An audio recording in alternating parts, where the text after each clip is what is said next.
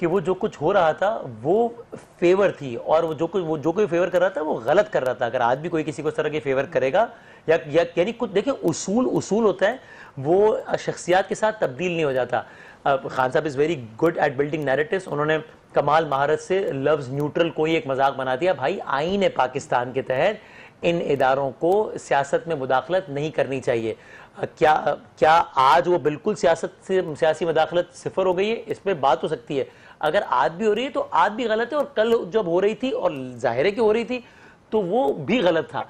तो यानी इसमें खान साहब ने बहुत कन्वीनियंटली वो सारी की सारी चीज़ें जो क्या बता रहे हैं कि जिस तरीके से फेवर हो रही थी, वो जब फेवर रुकी तो उन्होंने जो है वो अपना सारा जो है वो बंदूकों का रुख और तोपों का रुख उस तरफ कर लिया। फवाद चौधरी साहब ने तो बिल्कुल ही लगी लिपटी रखे बगैर ही कह दिया ना कि भाई न्यूट्रल वूट्रल नहीं होते, वो या इधर होते हैं या उधर होते हैं। तो हमारा मसला है कि भाई वो कल तक इधर थे ठीक था, उधर चले गए तो गलत हो गया। तो इसका मतलब ये कि आप कह रहे हैं कि भाई हमें सपोर्ट करो, उन्हें सपोर्ट ना करो। हालांकि असल बात ये नहीं थी कि भाई किसी को भी सपोर्ट ना करो, एक प्रॉपर तरीके से हुकूमत को आने दो, फिर जो हुकूमत आए उसके साथ जो कुछ नागुज़ीर चीजें होती हैं, क्योंकि रियासत और गवर्नमेंट का, जाहिर रियासती इदारों का गवर्नमेंट का एक अच्छा वर्किंग रिलेशनशिप तो होना चाहिए, वो रहे।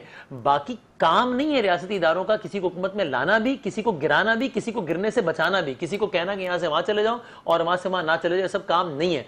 ये सब इंटरवेंशन होती रही है हिस्टोरिकली। माजी करीब में 2014 के आसपास फिर बहुत ज्यादा काम बढ़ गया।